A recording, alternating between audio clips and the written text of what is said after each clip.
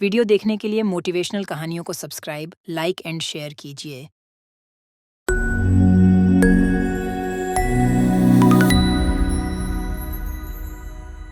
एक शहर में चोरों का आतंक ज्यादा बढ़ गया था। पुलिस स्टेशन में कभी कोई रिपोर्ट लिखवाने आता तो कभी कोई। उन चोरों की चोरियों से पुलिस बहुत परेशान हो गई थी। फिर एक दिन पुलिस स्टेशन में एक मीटिंग रखी गई, जिसमें चोरों को पकड़ने के लिए योजना बनाई गई। और उस योजना से पुलिस ने पूरे शहर के चोरों के नाक में दम कर दिया था। पुलिस एक के बाद एक चोरों को पकड़ रही थी। उन चोरों में से एक चोर बहुत चालाक था और वो ही पुलिस के हाथ नहीं आता है और जैसे तैसे बचकर एक जगह जाकर छिप जाता है और अपने आप से बोलता है, मुझे कुछ दिन के लिए ये काम छोड़ना होगा और इस शहर को भी छोड़ना होगा। क्यों ना मैं अपनी वेशभूषा बदल लेता हूँ, नहीं तो ये पुलिस वाले मुझे भी जेल में बंद कर देंगे। वो ये सोच ही रहा था कि तभी उसके आगे से एक साधु जा रहे होते हैं। अरे वाह, मैं भी साधु बन जाता हूँ, क्योंकि इस दुनिया में लोग चोरों को जूता मारते हैं, लेकिन अगर वही चोर साधु बन जाए तो उसके पैरों में पड़े रहते हैं। वो पुलिस से छिपता हुआ एक दुकान से साधु के कपड़े खरीद लेता है और साधु बनकर घूमता है। वो अब चंपक चोर से चंपक साधु बन जाता है।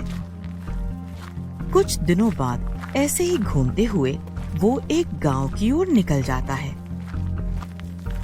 और गांव के एक पेड़ के नीचे बैठ जाता है। थोड़ी देर बाद एक आदमी उससे पूछता है, साधु बाबा, आप कौन हैं और कहाँ से आए?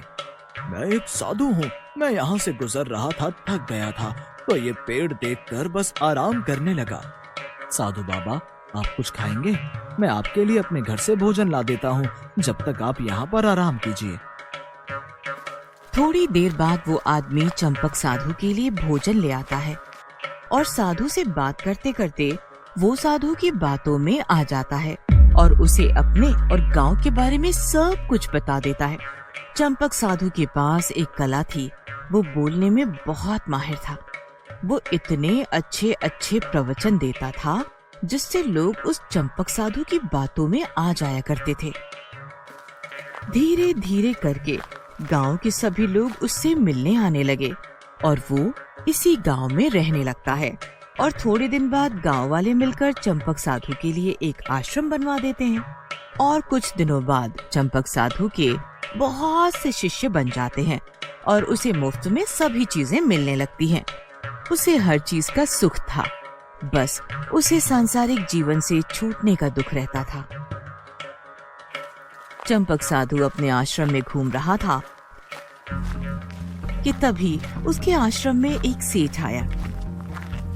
उस सेठ को भी पाखंडी साधु ने अपने बोलने की कला से प्रभावित कर लिया था। साधु बाबा, मेरे पास किसी चीज की कमी नहीं है, लेकिन फिर भी मुझे एक परेशानी है। हाँ बेटा, बोलो क्या परेशानी है? बाबा से कुछ मत छिपाओ, मुझसे कभी कुछ नहीं छिपता है। बताओ क्या परेशानी है, मैं तुम्हारी सारी परेशानी दूर कर दूंगा। नहीं नहीं बाबा, वो ना मेरे पास बहुत सोना है, लेकिन मुझे चोरों का बहुत डर है। गांव में सबको पता है कि मैं सेठ हूँ, तो मेरे पास बहुत पैसा और सोना होगा। मुझे यही डर है, इसी कारण मैं रात को भी सो नहीं पाता हूँ।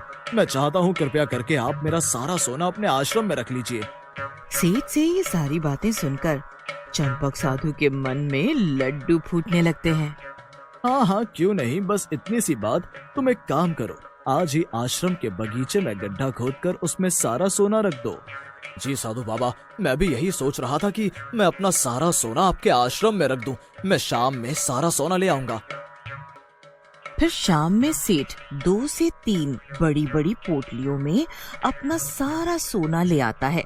फिर क्या था, पोटलियों को देखते ही चंपक साधु की तो आंखें फटी की फटी रह गई। उसकी आंखें तो सोने की पोटलियों से हट ही नहीं रही थीं। फिर उस सेठ ने वो सोने की पोटली आश्रम के बगीचे में गड्ढा करके उसमें दबा दी और अपने घर लौट आया। सेठ को लगा कि अब तो मेरा सारा सोना साधु बाबा के पास है, वहां मेरा सोना सुरक्षित है। और वो रात को आराम से सोया। सेठ तो सो गया, लेकिन अब चंपक साधु को नींद कहाँ आनी थी। वो रात भर उस सोने के बारे में सोचता रहा। फिर तभी वो चंपक साधु अपने आप से बोलता है। अगर ये सोना मुझे मिल जाए तो मैं अपना पूरा जीवन आराम से गुजार सकता हूँ। कुछ समय बीतने पर साधु ने एक योजना बनाई।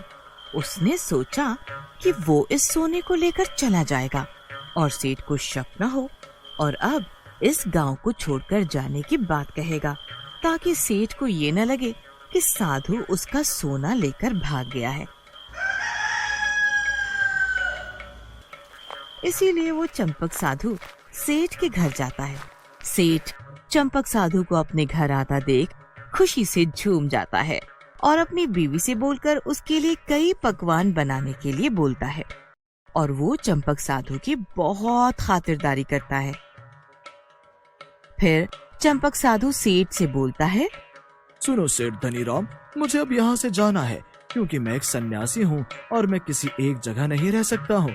मुझे और भी कई लोगों को मार्गदर्शन देना है, इसलिए मैं अब यहाँ से जा रहा हूँ। मैं बस तुमको बताने आया था कि तुम्हारा सारा सोना वहीं आश्रम के बगीचे में दबा हुआ है, क्योंकि मैं तो जा रहा हूँ और अगर तुम्हारे सोने के साथ कुछ भी होता है तो मेरा नाम ना आए, क्योंकि मैं तो एक साधु हूँ। मुझे तो धन संपत्ति से कोई मोह नहीं है। ये सब सुनकर सेठ दुखी हो जाता है और फिर ऐसा बोलकर चंपक साधु वहाँ से चला जाता है। तभी सेठ के साथ में एक व्यापारी बैठा होता है और वो ये सब सुन रहा होता है और तभी सेठ से पूछता है। सेठ धनीराम, ये साधु कौन है?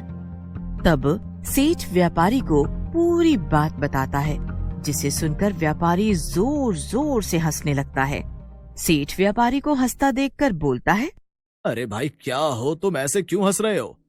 अरे तुम तो मूर्ख हो, वो धोखेबाज साधु तुमको लूट कर ले गया। अरे भाई, कैसी बात कर रहे हो? वो एक संत है और बहुत ज्ञानी है।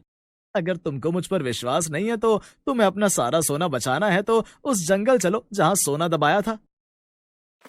सेठ व्यापारी को आश्रम के बगीचे में लेकर जाता है और खुदाई करता है, लेकिन उसे वहाँ कुछ नहीं मिलता है। सोना ना मिलने पर सेठ जोर जोर से रोने लगता है। अरे भाई सेठ धनीराम, ये वक्त रोने का नहीं है, जल्दी चलो, वो धोखेबाज साधु अभी दूर तक नहीं गया होगा। फिर जल्दी से भागते हुए वो दोनों पुलिस स्टेशन जाते हैं और पुलिस को सब कुछ बता देते हैं। फिर पुलिस उस धोखेबाज साधु को ढूंढ लेती है। ये वास्तव में कोई साधु बाबा नहीं, ये एक चोर था जिसने अपनी बोलने की कला का इस्तेमाल करके कई लोगों को लूटा है और पुलिस से बचने के लिए इसने साधु की वेशभूषा धारण कर ली है। फिर पुलिस चंपक बाबा उर्फ चंपक चोर को पकड़कर जेल में बंद कर देती है और इधर सोना मिलने के बाद सेठ की जान में जान आती है। सेठ व्यापारी से। तुम्हें कैसे पता चला कि ये साधु धोखेबाज है? वह साधु बार बार अपने आप की तारीफ कर रहा था और संत कितने महान होते हैं वो बार बार यही बोल रहा था, जबकि जो सच मायने में संत होते हैं उन्हें इस बात को बोलने की जरूरत नहीं पड़ती है। इसलिए भाई, आज के समय में जो साधु बनकर प्रवचन देते हैं वो सभी संत नहीं होते हैं। सेठ को ये बात समझ आ जाती है कि किसी पर भी अंधा विश्वास नहीं करना चाहिए, क्योंकि किसके मन में क्या चल रहा है हम इसे कभी नहीं समझ पाते हैं। वीडियो देखने के लिए मोटिवेशनल कहानियों को सब्सक्राइब, लाइक एंड शेयर कीजिए।